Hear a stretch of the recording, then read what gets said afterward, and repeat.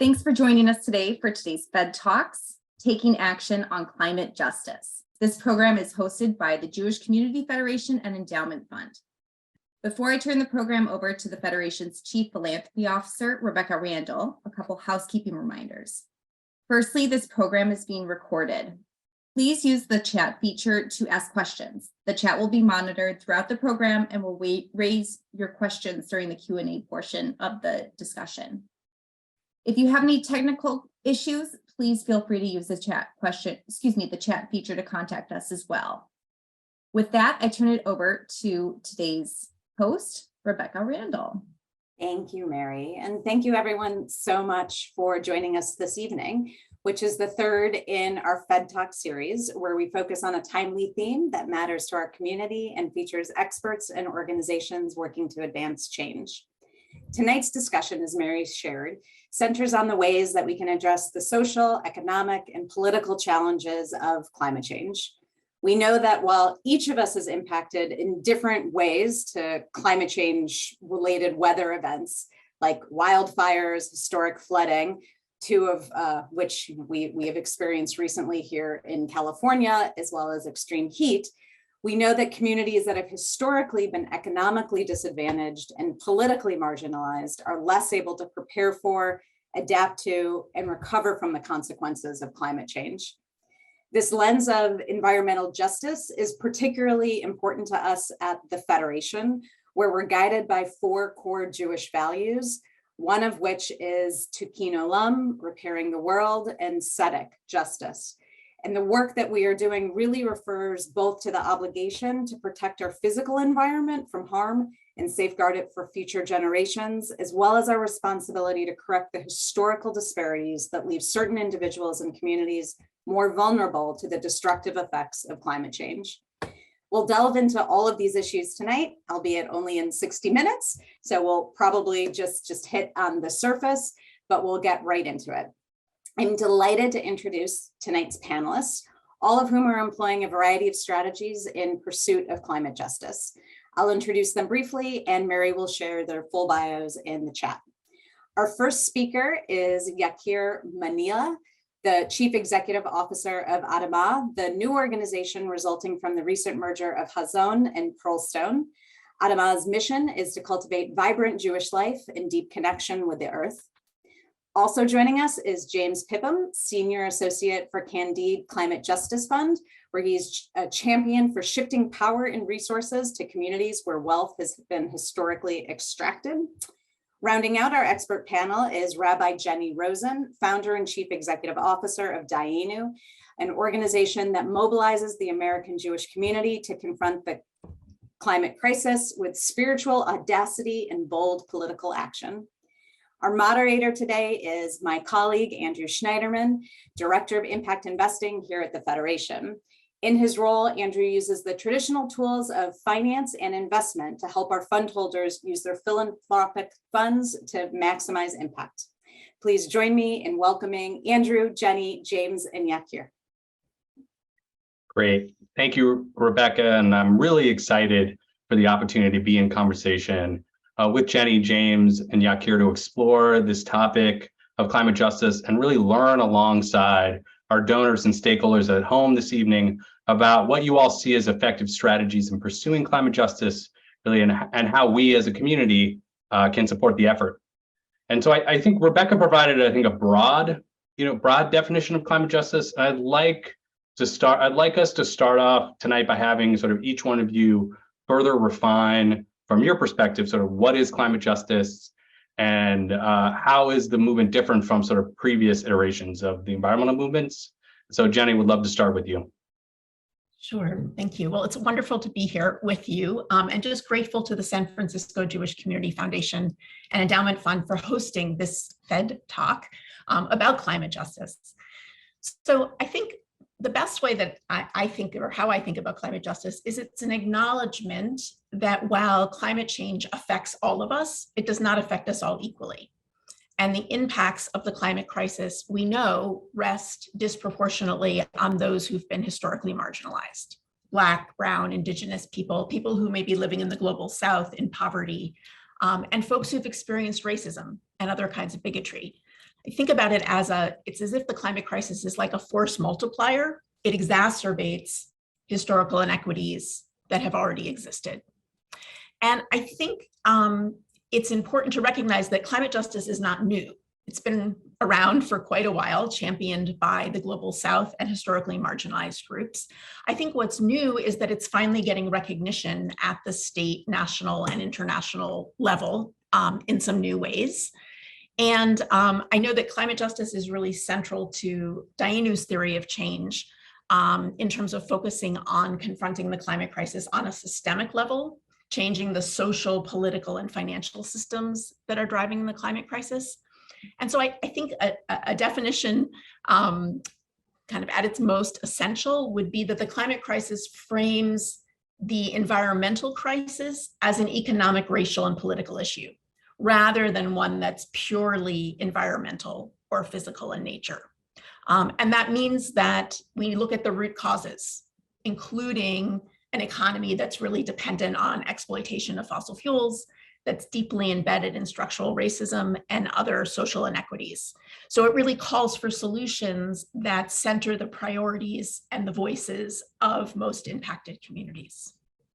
Yeah, I appreciate the sort of solution framing. So James, I'd love to sort of go to you and sort of get your take on, how would you define this current movement, even through the lens of your work on the Climate Justice Fund? Yeah, Rabbi Rosenn just gave a great overview of climate justice and how it's evolved over the years. Something I could add on to what Rabbi Rosenn shared is climate justice is it's a proximate issue. And so it is different depending on what community that you're looking at. And so justice in Cancer Alley may look like chemical-free, clean air, whereas justice in the Appalachians may look like green jobs that help folks transition from reliance on coal and into more cleaner green jobs. And so in terms of the second part of your question and how this movement has kind of changed and it is a little bit different, I think there's more recognition that the communities hit first and hardest by climate change need to be supported even more so. And so low-income communities, tribal communities, communities of color, communities that have been disproportionately affected by climate change in the past need to be recognized. And I think there's also an added recognition that if we don't support these communities in a just transition to a clean economy, these communities are going to be the ones that are going to be left behind with the increasingly inefficient tools of our previously fossil fuel dependent economy. And so we have to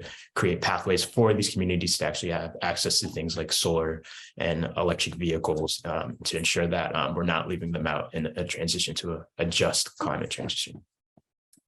Thanks for that, James. Yeah, Jakir, I would love to have you sort of round out this sort of level setting or setting the stage in terms of your definition from your vantage point. Sure. Thank you, Andy, and Mary and Rebecca and everyone at the San Francisco Federation for your leadership in hosting us this evening and for pushing into this conversation. And James and Jennie, it's really an honor to be here with you tonight. I really agree with everything that Rabbi Jennie and James has shared. Really seeing climate justice as an intersectional issue. And one way of thinking about it is for some years, at least some people, when we thought about global warming, the image some of us may have thought of was polar bears, right? And the endangered species. Not that that's not important, but the way that climate has become an existential issue, an economic issue always, but now coming to the forefront, seeing race and class and gender and indigenous peoples all at the forefront of those impacted and those needing to be empowered to lead. And I think one layer I would add on to this conversation, and I think it speaks also to how our movement and our work has evolved, is climate justice is also an intergenerational issue, right? How do we think about future generations and the injustice that we impose upon them through our actions today, and how do we represent them, and how do we actually empower young people and young leadership to be centered in this moment as well? I think that's a great preview for what's to come. I do, as we're setting the stage, just want to make sure that we connect that definition up to the sort of Jewish values and traditions. So I know both Dayenu and Adamah present themselves as rooted in Jewish values and traditions. And can you both talk about why this is an important part of your missions. How is environmental stewardship and justice sort of part of the Jewish tradition overall? Jennie, you want to kick us off on that? So first of all, this is a really big question, very hard to answer. I know. 2 to 3 minutes. Listen, I think that there are many Jewish values that call us to this work, right? We think about the traditional ones like Shomrei Adamah, protecting the earth, or Bal Tashrit, not to destroy. But we also have values like Bacharta B'chaim, choose life, or Tirdof Tzedek, as you mentioned earlier, Rebecca, pursue justice. And we're also speaking now about Shomer Ger Yatom Ba'almanah, how do we protect the most vulnerable? And I think at its core, as Jakir just alluded to, the climate crisis threatens the very idea of living L'dor Vador, living from generation to generation. What will future generations be? What will their lives be like? And I'm sure, folks on this call can think of many other Jewish values that underlie this work. To be honest, I don't think most modern American Jews engage in Jewish climate work because of verses from the Torah. I think that there is a real hunger for Jewish climate work because the climate crisis is not only a political, ecological, and social justice issue, it's also an issue of the soul. I'm actually zooming in tonight from Miami, where Aspen Ideas Climate is happening. And I spoke earlier today on a panel and then on a roundtable with other faith leaders, talking with policy wonks and scientists who are gathered about the role that faith and religious communities have to play in our collective work of confronting the climate crisis. So much of this is about how do we really build a spiritually rooted Jewish climate movement? How do we bring Jewish history and experience and teachings and traditions and faith and song to the movement? How do we develop new climate Torah? Because there's great power in Jewish spiritually rooted activism. And I'll just close with an image of Dayenu circles that were calling for bold action on climate, standing on their senators' doorsteps, blowing shofarot in the month of Elul, calling them to bold action. I think people are grappling with this existential question, and we have all sorts of ways, what people call, I hate this phrase, but I'm going to use it, spiritual technologies, sort of ways for us to draw on our tradition and experience to both power the movement and to sustain us in what is really hard and holy work. Yeah, thank you for sort of giving us that broad perspective, sort of across space. I would love, Jakir, to bring you in terms of the sort of Adamah's mission and sort of connecting to the Jewish values and environmental stewardship within your organization. Sure, thank you. Adamah's mission is to cultivate vibrant Jewish life in deep connection with the earth. We do that by catalyzing culture change and systemic change through Jewish environmental education, climate action, and immersive retreats. And I want to say that the Bay Area, San Francisco Bay Area, is really an epicenter of this movement. Our dear friends, partners, and allies at Urban Adamah, Wilderness Torah, Eden Village West are powerful centers and hubs of this kind of deep culture change. We've been doing this work by their side in deep partnership for 20 years now. And this merger is really about building the scale of response that is needed in this moment. There's a founder of two of the biggest secular environmental advocacy organizations in the world, a guy named Gus Speth, not a Jewish leader, but an amazing environmental advocate. And he said, I used to think the biggest problems in the world were biodiversity, ecosystem collapse, and climate change. And I thought 30 years of good science would fix that. But I was wrong. The biggest problems are selfishness, apathy, and greed. And to fix that, we need a cultural and spiritual transformation. So that's why, I was, as Jennie's in Miami, I was in Egypt at COP27 speaking on a multi-faith panel. That's why this is a faith issue. This is about who we are as people and how we orient to each other and to the natural world. That's why our teaching is Adamah, Adam and Adamah. The word for human is inside the word for planet. It would be like if the translation were earth and earthling, or we sometimes say soil and soul, Adam and Adamah, people and planet. It's a justice issue and it's an environmental issue. We know that from chapter 1. The word Adam and Adamah is in chapter 1 of the Torah. And we also know that just if we look at the Hebrew calendar, Shabbat is fundamentally an ecological practice of rest to stop doing and start and focus on being. And outside, if we look at holidays, right, we just came through a month ago, came through the holiday of Tu B'Shvat, where we think about our relationship to trees in the natural world and think about the world of emotion, of action, of emotion, of mind, of spirit. How do we use that to face this moment? Just yesterday, right, where we celebrated Purim, and the teaching of Purim is about, it's called Venafochu, like things turn upside down, both in how climate is turning things upside down for us, and that we can think about how it is true that the science is daunting and can be overwhelming, but it's also true that we can turn things around. And as we look forward a month from now to the holiday of Pesach, something we talk a lot about is coming through the Red Sea, the splitting of the sea, getting to the other side. And the Song of the Sea is like a moment of redemption where we sing and we have gratitude for a moment of freedom and a moment of liberation and a moment of justice.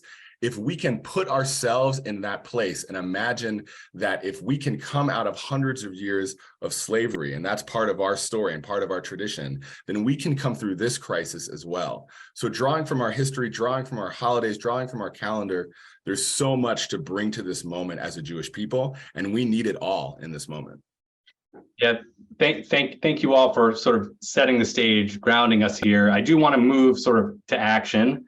And sort of, James, I wanted to go to you and, particularly as a role, let's say as a capital allocator, right? Really, what are some of the most sort of exciting innovations in the marketplace where you see to address climate justice, either in terms of sort of new processes or new strategies? Yeah, thanks, Andrew. I think to start, frontline communities have always been seen as a risky investment. And so to counter that, we're seeing new financial tools to support those communities to actually start doing that work. For example, you're seeing more philanthropies do portfolio-related investments where they can offer 2% capital to entrepreneurs of color or folks who are working to support communities of color. And also you have on the governmental level, you have the Inflation Reduction Act, which is providing tax credits for folks for low-income communities to do projects like solar and low-income communities, formerly energy-dependent communities, and additional benefits for using union labor as well. And so all these tools have their own specific strengths, but they work better when they can come together and collaborate together, right? And so you can have a catalytic impact by combining both philanthropic capital, benefits from government tax credits with also private capital as well. And that's what we're trying to do at the Candide group as well. And we're using specifically catalytic debt to close those gaps by blending both philanthropic capital and private capital together. We're able to offer cheaper capital to developers of color to start this work. And also, when those developers are working on projects that are more focused on community solar or cooperative benefits, or working through cooperatives as well, those economic benefits are spreading just more from the companies themselves, but also to the folks who are using those solar tools as well. And a second benefit is a systemic benefit as well in terms of changing how we underwrite doing projects in frontline communities and communities of color. So supporting a pilot project that allows solar to get into communities of color can de-risk that for banks later down the road. And so communities of color have access to bigger sources of capital so you can scale projects across those communities instead of just doing it in one-off in smaller projects and smaller communities. And so when you come together and use all our different capital resources in terms of the private tax credits and also philanthropic capital as well, you can have an outsized impact on climate justice because you can affect as most people as possible. I love that. Thanks for speaking to the sort of marketplace element. I'd love to even sort of level up on a high level and talk more about sort of the policy level. So at a high level, sort of what are the strategies that have been sort of proven effective in moving the needle towards sort of more responsible environmental policies? I'll open it up to sort of anybody, because I think you all play, and even James, you all play in that realm. So I'll just open that up as a sort of broad question for the group. I would start by saying I think movements get the goods. I think the passage of the Inflation Reduction Act this summer, which is, as we know, a historic investment in clean energy, is really a testament to the power of organizing across race and class and generations. Young people and the Sunrise Movement were sort of early instigators of the Green New Deal, which became Build Back Better, which became the Inflation Reduction Act, perhaps the worst named bill ever. But it's taken a real movement to reach this moment, and a movement across the generations, across faith groups, across labor. Dayenu worked for about 18 months, really since our founding, to help get the IRA across the finish line. And I think that the Jewish community played a real part in that as part of a broad coalition, right? It was about securing $370 billion in public investments in clean energy. And we now have a role to play in implementing it, making sure that the resources are deployed with justice at the center, making sure that the money is getting into the hands of those who are impacted first and worst. But I also think in some ways the drama that you might recall, of the Inflation Reduction Act, it was going to pass, it wasn't going to pass, Manchin, we can recall all of that. I think it also highlights how important it is to have elected leaders who are bold on climate. And that's really a second strategy. I think every election needs to be a climate election. In terms of Dayenu's work, we've run Chutzpah 2020 and Chutzpah 2022 and are gearing up for Chutzpah 2024, which is how do we get out the climate vote? Folks who care about climate but don't always vote. The climate crisis, it feels really complicated, and I think people often get overwhelmed. At its most essential, scientists tell us we need to keep it below 2 degrees of increase if we're going to avoid the worst. At its most essential, it's about how do we invest in clean energy as fast as possible, right? That's the Inflation Reduction Act. And how do we keep fossil fuels in the ground and unburned? And so I think a third really critical strategy that we're seeing is how do we stop funding towards the fossil fuel industry's expansion? How do we keep investments from continuing to flow and enable the expansion of it? We released a report in December, including a roadmap. How can Jewish communal institutions screen out fossil fuel and instead invest in clean energy? And finally, I'll just say, I think faith matters. It's not a strategy you usually hear from most from most folks. But I think, just one example, the Inflation Reduction Act, you may remember, it actually passed on Tisha B'Av. And Dayenu, we put out what we call Climate Torah about what does it mean that it passed on Tisha B'Av, this day of not only the destruction of the temple, but also this day in which sort of a whole new kind of Judaism and life was kind of reimagined and reborn. And Senator Ben Cardin actually read it on the floor during the voting. And I think that the Jewish community really has a role to play in contributing to the moral call and the public narratives that we need, the culture transformation that Jakir was talking about, that we really need in order to transform our society. Thank you for that, Jenny. I would love to double click, and I think on a theme I've been hearing a lot is around sort of youth movement and the sort of intergenerational element to this. And so I'd love for you, all three of you, actually, to just sort of touch on, how is, or even sort of how should the next generation be making this movement their own? Jakir, would love for you to kick us off. Absolutely. I think this is really at the core of the question, the crisis, and our work. And actually, it's at the core of how I would have answered the last question, too. A key strategy for us is to inspire, empower, activate, and mobilize the next generation. So we've, one of our core programs and fastest growing programs is called the Jewish Youth Climate Movement. We've had many programs for post-college and younger youth and families as well, but established in 2020, it's a Gen Z-led movement. It's the only national youth-led Jewish climate movement in the United States. There are now over 50 chapters across the country, and that all happened during the pandemic. There are actually 3 chapters in the Bay Area, in San Francisco, in Marin, in Silicon Valley, and I think another about to launch in San Francisco. And that work that, it's just truly humbling and inspiring to be around these young leaders.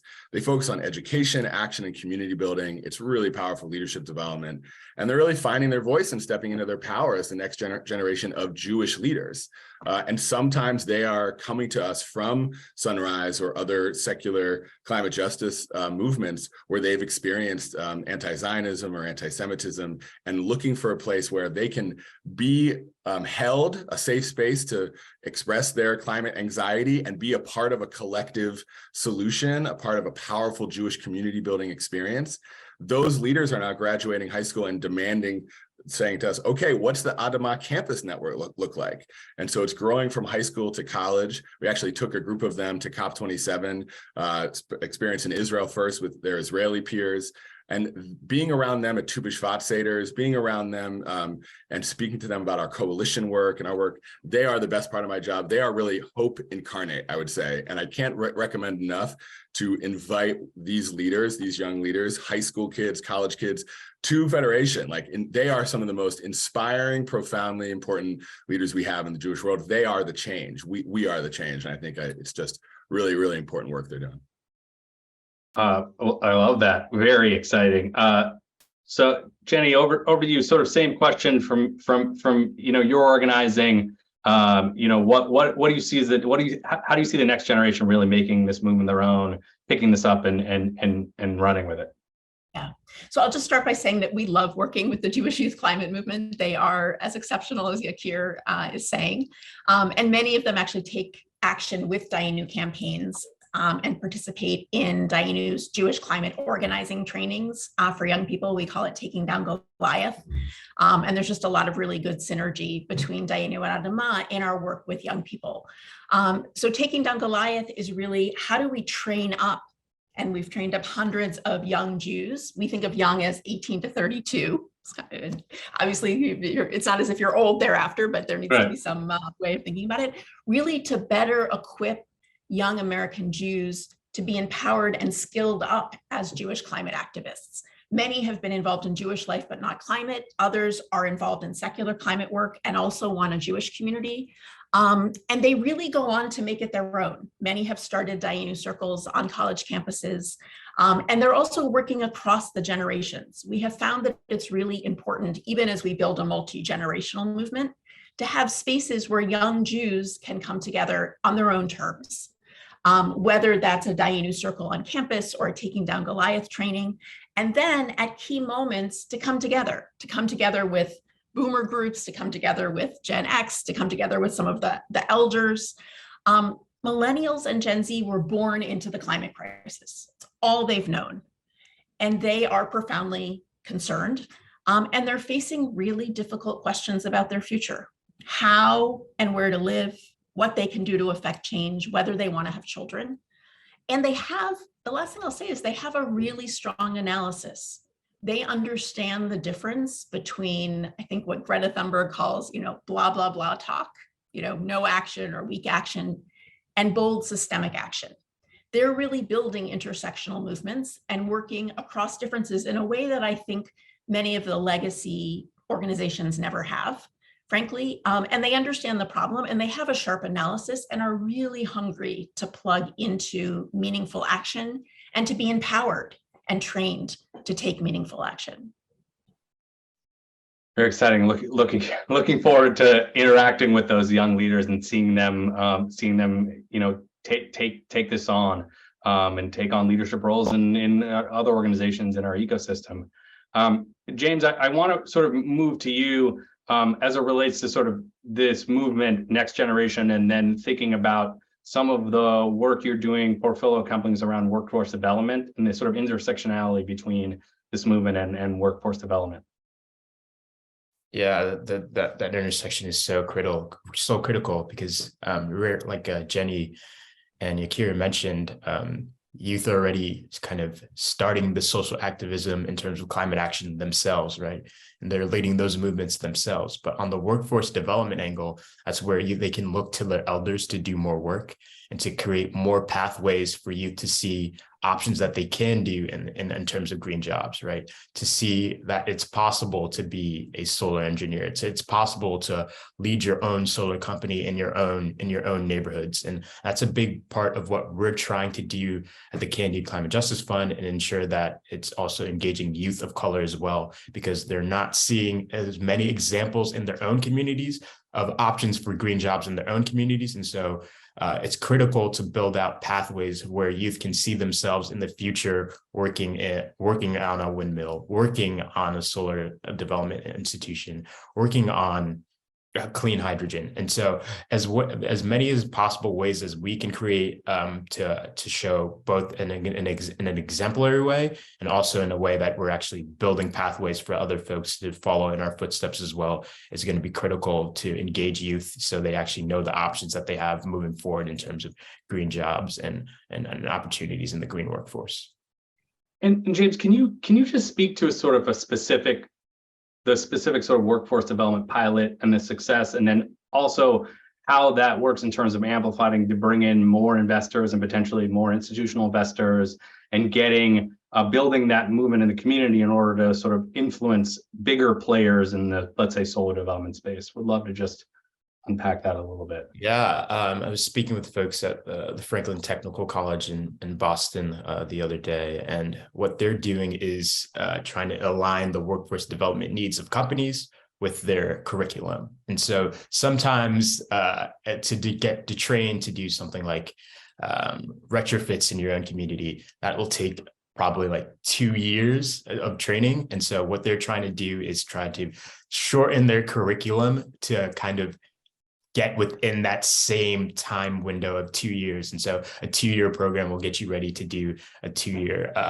get you ready to be an HVAC technician. And so you can do retrofits in your own community. And so it's really about, at the grassroots level, building up those pathways and those options for youth to actually engage in those workforce development programs. But those workforce development programs have to also be designed for the jobs that they're actually going for. There's a lot of workforce development that kind of is open-ended, and maybe you'll get a job at the end, but as much as you can be, if you do this 2-year program, this job will be waiting for you at the end, because you have this exact skills and set of needs that you can do to get those jobs. It's critical. And what I've heard from a lot of folks in the community is really it starts even before like high school and college age children, where you're starting to think about what you're going to do in the future more. It's really starting earlier, working on math skills to ensure that you can do these more technical green jobs moving in the future. And so as much as we can actually build up those skills earlier and earlier, you'll open up pathways for more folks to actually enter the green workforce. I love that. So I appreciate you all sharing. I think there's been a lot of sort of strategies, both on the sort of community level, marketplace level, political action level, organizing level. And I want everyone on the call, our donors and stakeholders, to really get to sort of call to action. How can I step into this work? How can I support it? So I would love for you all to share, sort of from your vantage point, what are the top sort of 1 or 2 ways in which each of us can support this climate justice movement. Jakir, why don't you jump in and let us know? Sure. As the leading Jewish environmental organization, we're engaging over 50,000 people across the country, really taking a big tent approach to this and trying to bring the full power, brilliance, resourcefulness, spiritual boldness of the Jewish people to this crisis. So I would say 2 things. One is, as we were talking earlier about the Jewish Youth Climate Movement, about Adamah on campus, we are looking to start those chapters everywhere. There are a few chapters in the Bay Area already. Many of them across the country are embedded at day schools, JCCs, synagogues. So it's a really amazing opportunity for community leaders and institutions to support our young people. And one of the ways, when we have enough critical mass of support in a community, we start a community impact hub and have a whole cluster in New York. We're almost at 20 chapters in the New York area. And another thing we do in a community impact hub is really try to mobilize, this is the second piece, mobilize Jewish organizations to sign on to the Jewish Climate Leadership Coalition, where you create a climate action plan for your organization and release that to the public every year on Tu B'Shvat. We already have almost 200 organizations signed on, representing every kind of Jewish organization and Jewish life. All the national umbrella organizations have signed on. And this is really a powerful opportunity to do education, to do activism, to do advocacy with Dayenu, to do fossil fuel investment work with Dayenu and other organizations. And we see organizations, federations creating community-wide solar farms. We have over $500,000 in climate action funds that are available for folks that sign on to the coalition. So there's a way that every Jewish organization can step into this work and get support from our action team to figure out how you make this real in the life of your Jewish community. And that's really the last piece. It's 2.5, Angie, sorry, which is that as philanthropists, there is leverage in talking to grantees to say the same way that we centered DEI work. We know climate justice is a DEI issue. The same way that we center gender justice and safety, respect, and equity. How do we center this as part of what it means to be a responsible and active and effective organization moving forward? How can you open up those conversations with all the leaders and organizations that you support? I think 2.5. I think that we probably have more than 2.5, but I think 2.5. 2.5 is good. James, would love to go to you and just get your final words on one or two actions that our donor community can take here to move the climate justice movement forward. Yeah, I'll try and keep it under 2.5 as well. Okay. One would be decentralize your role and who represents community. I really can commend the philanthropic space for starting to recognize a lot of the climate justice leaders who've done this work for decades and decades, like Catherine Coleman Flowers in Alabama, Peggy Shepard in New York, Reverend Bullard in Houston.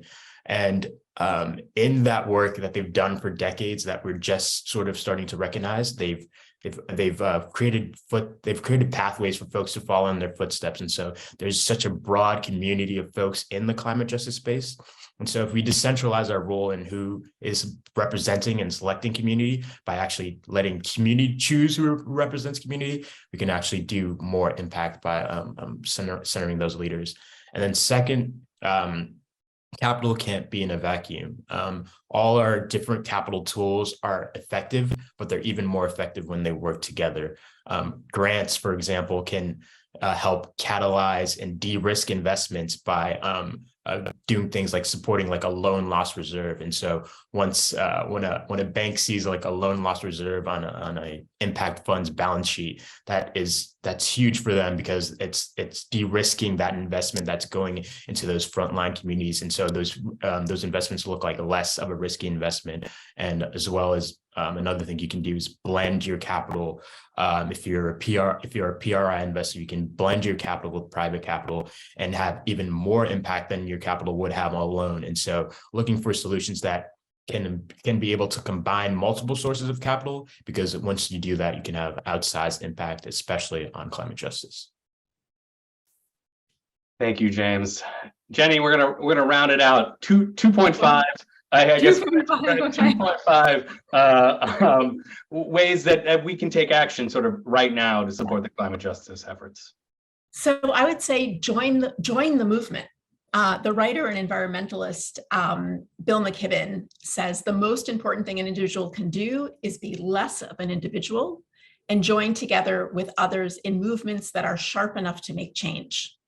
And that might be through their more than 100 Dayenu circles across the country in different stages of formation. I think they're at this point 14 going on 16 just in the Bay Area. But it doesn't have to be a Dayenu circle. It could be another local grassroots climate group. So that you can really plug into climate justice work in your own community. And I'll say that we've talked a lot about national campaigns. There's some really important California state work coming up in the coming year. So join the movement by engaging locally with climate justice work. Check that you're not inadvertently financing fossil fuel. Many of us, unless we've proactively sought to screen out fossil fuel and invest in clean energy, are inadvertently doing it, and happy to offer resources and roadmaps for how to do that. And there's been talk, and I think that this is want to invest in organizations that are making systemic change. We have a short time frame to address the climate crisis, and we need to ensure that we're moving the needle quickly and that everyone is benefiting from the clean energy revolution, not just a handful of communities. So I would just invite everyone to join what is a growing, powerful Jewish climate movement that's working for a just and livable and sustainable future for all people for generations to come. Well, thank you all for giving us, I think both small steps right now and in connection to the sort of bigger movement. I do want to, this sort of concludes our sort of moderated discussion, and I wanted to really use the rest of our time to invite audience to put your questions in the chat and continue to send those. I do have a couple, and we'll just start with those and see where we build from there. The first question we had come in, Jennie, I know that Dayenu's focus areas has been around a call for divestment of fossil fuels companies. How is that work progressing? Yeah, so we launched our All Our Might campaign around Passover last year, actually, with 21 public actions in front of banks and asset managers, spirited, a lot of singing and dancing, calling on them to move their dough. All Our Might, you might recognize as coming from the Shema. We talk about loving God with all our heart, with all our soul, with all our might. And there's also a play, because Rashi talks about all our might, actually understands it as all our possessions, all our resources. So how do we actually use our resources? So that first piece was really around how do we directly call on banks and asset managers. In December, we released a report about what about Jewish communal institutional investments? Where is our communal money? And with that is a roadmap to support six steps. How do we really engage with our banks? How do we engage with our asset managers? Have the conversation, begin to really be in discourse. It's not just about moving money. It's about leveraging power and the moment. And then, if needed, how do we move our money and screen out fossil fuel and invest in clean energy, right? It's not only about stopping the bad, it's also about building the good. And so we're having, more and more conversations with foundations and federations and the major movements about how to do that and what that looks like, and to change the zeitgeist in the American Jewish community where this becomes normative. If I were to guess, I think in the same way that Jews of color, people have really increasingly grown to understand, are an important part of the Jewish community. And it's becoming more and more normative to ensure that that is recognized and part of every community's work, to have leaders who are Jews of color, to be engaging communities that are of color, to have affinity groups, to have integration. It's evolved in ways that I think are a given in many communities now. And I suspect that not supporting the fossil fuel industry 5-6 years from now will similarly be an understood normative practice and not something that's seen as marginal. Thank you. I'm gonna keep going because we're getting a lot of questions, so I want to make sure we get to all of them. What is, and this isn't for someone specifically, sort of, and anyone can jump in here, right? Well, what is the proper pacing and scaling of this movement for the American Jewish community? What does culture change and systemic change look like, and how do those sort of intersect and work together? Like, I guess we hear, right? There's this urgency, right? And I guess what I'm getting from this question is around, how fast do we really have to move? And I get a sense that it's like fast. We should have been moving faster before, but now we really have to lace up those running shoes and get going. But wanted to hear from you all. Yeah, I can speak to this. I mean, the Jewish environmental movement has been around for 20 more years, 30 years. And it started as a outdoor education movement, and there was always some activism mixed in, but the way it has grown, the way that, again, out in the Bay Area, Urban Adamah, Wilderness Torah in Village West, have grown up over the last 10, 15 years, and others around the country, has been really speaking to the hearts and minds of our young people, of our families, of young adults. And that has picked up the pace. And again, our merger is based on the premise that this works. This is a critical part of the Jewish future. And the Jewish future is deeply, this is sometimes a big revelation for people. The Jewish future is deeply related to the planetary future, folks. And for us to be relevant and compelling to the next generation of Jewish leaders, we have to step into this moment, not just as a powerful educational offering, which really has been activated in a powerful way and has scaled in terms of the culture change work, and step from that into really powerful mobilization and action.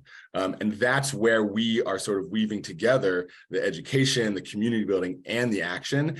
And we think, that again, the merger is based on, this is about scale. This is about mobilizing the Jewish people as a whole, not even just in North America, although we do have a particular role to play here, but across the world. How do we really step into this moment and respond in the way that our tradition calls upon us to do? Yeah. I would add to that I think it's really important that we remember in everything that we do that we're a small part of a larger movement.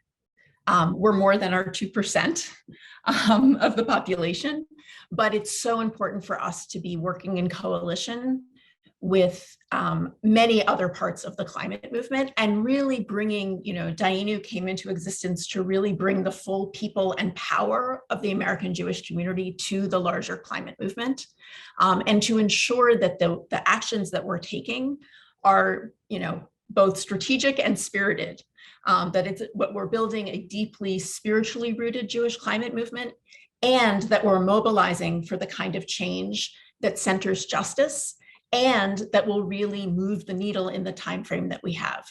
And I think that holding both of those things, how do we ensure that we're mobilizing people on a grassroots level and through organizational partnerships in a way that makes real change now, because time is short, and how do we build a movement for the long run? And it's important to always be holding both of those pieces. Yeah, thank you both. James, I wanted to bring you in because this question I love, and it resonates with me, I guess. How do we sort of retain joy and inspiration, right, and ambition, and not feel scared all the time? I know that you're deep, you're deep in this work, and so maybe you can take us all through, how do you retain those important pieces and keep moving forward?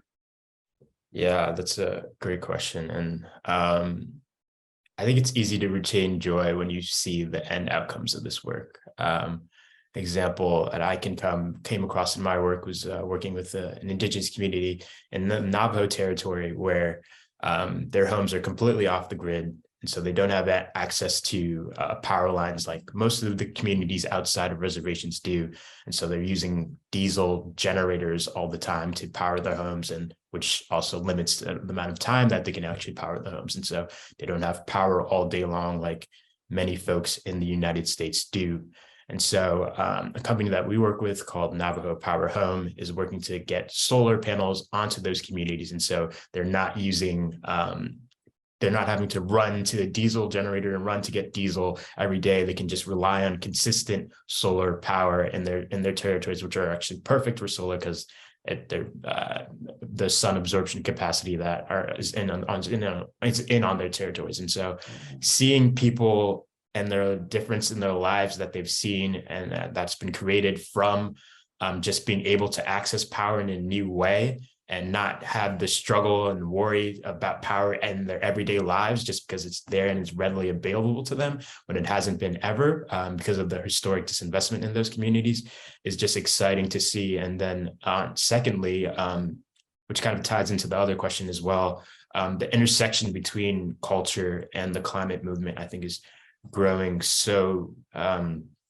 infinitely. I just connected with an organization called Clean Energy Culture, which is working with historically Black colleges and universities to engage students in the climate movement through music and art and not just their music. So they're the artists that they listen to, and having those artists connect with them on the climate movement. And so that just makes climate more fun when it's like when you can hear it on your latest songs that you're listening to, latest podcasts that you're listening to. And so I think there's so much to engage with in the climate movement that's centered in joy and not always the doom and gloom that we tend to hear sometimes. I love that. Thank you for adding some levity here. I mean, I can hear that in my head in all my sort of more favorite songs that's on my Spotify playlist. I wanted to sort of, there's a question in here that connects that sort of direct, the work around sort of tools for direct community investment and the sort of divestment piece. And I think we have some people in the audience that just wonder how we can sort of incorporate these lessons about environmental justice and how do we teach our kids or students about the implications of or the use of these financial tools or the implications around investment or divestment. I think there's a sort of, I've seen couple questions about that as it relates to sort of youth and education. And anyone can step into this one. I mean, I would go ahead, Jennie. No, I was just going to ask James if he wanted to kick it off. Yeah, I think everyone will have a good perspective on this one. Yeah, the questions around what investment. Yeah, how do we integrate these lessons that we're talking about into with students in schools or just with our own family and kids? Yeah, that's so important. In the Black community, due to the historic disinvestment, the biggest landowners are our faith-based institutions and our historically Black colleges as well. And so it has been proven that for example, in solar, once there's one solar panel in your neighborhood, in your community, you're more likely to get more solar panels or neighborhood in the rest of your community. And so a big jumping off point is where we already have ownership in those communities. And so that's our faith-based institutions, and those are our historically Black colleges as well. And so those are really kind of becoming a jumping off point to do more in the climate movement. And so you can engage with those places to help actually spread more clean energy throughout your community, because they're a perfect sort of jumping off point to do more climate action. And with the new legislation coming in, it's easier for those institutions as well to actually receive capital to do that work as well. And so to engage with those centers of community and to involve your children in that as well, and to see what is possible to do moving forward is a critical way to actually spread more climate justice across the world. Jennie, Jakir, I assume I think this is a good point, and I know we're sort of running at the end, but I think that this is a sort of good question to get everyone's perspective on. Go ahead, Jennie. I think that some of it starts with not being afraid to talk with our kids and our young people about money and about the power of money, and that like anything, it can be used for good or used for bad. And that starts with conversations about tzedakah with our children. But it doesn't stop with tzedakah. I think some of it is really opening up sort of all of the ways that money can be used to invest in clean energy solutions. And what's happening on a state level, right? After the Inflation Reduction Act, so much of what's going to be played out now is on a state level. So there are opportunities for young people and people across the generations to really engage in their local communities to ensure that that money comes to their communities and is invested in communities that are most hard hit by the climate crisis. So understanding the role that justice plays. I think it's also understanding where we shouldn't be investing our money. And there's all sorts of lessons, I think, for young people in really understanding them and unpacking what it means to screen out certain things and what it means to invest in others and the relationship between them. Sometimes people say, well, isn't it enough to do impact investing? This is something we're increasingly hearing. Impact investing is great, but it's sort of like if you only do impact investing and you don't also screen out supporting fossil fuels, it's been compared to like if someone has cancer and they get cancer treatment, but they keep smoking. because we also need to stop the extraction and burning of fossil fuels. So I think there's so many ways in all of that to unpack that with young people, and to understand what it means to do this as a Jewish value. We have so much in our tradition about how we engage our resources, all of our resources, in the work of justice and in the work of securing a just, livable, sustainable future for all people. Jakir, do you want to round us out? Sure. It's actually, I think it's a great question to end on. We work with communities and federations all around the country. We were recently speaking at a federation event in Northeast, and the question wasn't about disinvestment specifically, but it was about how do I get my kids excited about this? I really care. I want them to care. And a wise colleague of mine said, don't make it a mom issue. Don't make it mom's issue. And I think there's something to just be said about the medium is the message. And whether it's about fossil fuel finance or activism or decarbonization, any form of these climate justice issues, the youth leadership are here. This is not like they're coming. They are here. They're empowered. They're running trainings on this themselves. And all the content that we're talking about tonight can be gathered by teenagers, college students, young adults, by learning from their peers and seeing that this is our generation and their generation sort of moment to step up. And it's not just important as like they're more likely to listen, but it's also like we see climate change anxiety is a diagnosed condition, and it has impact on our children's emotional, academic, cognitive, behavioral. There are impairments that we're observing now. And what we understand, this is from NIH, what we understand is that the remedy is not, I will recycle this bottle or I will sign a petition. It is, I am part of a community that's taking collective action. I'm a part of a Jewish community in San Francisco that's convening a conversation about this, that we see that this is an issue. We see it together. We're feeling the pain together. We're feeling the anxiety together, and we're going to step into action together. And for young people to be able to hold that space for each other is really moving. And for them to be able to do that in a Jewish space transforms their sense of what's possible Jewishly and what's possible on this planet. That's what we're here to do. And we are really grateful for your partnership, all of you tonight, to be a part of that journey. Well, look, many thanks to our panelists this evening, and to the audience for you spending your evening with us and asking your thoughtful questions. And also with that, I'll turn it back to the Federation's Chief Philanthropy Officer, Rebecca Randall.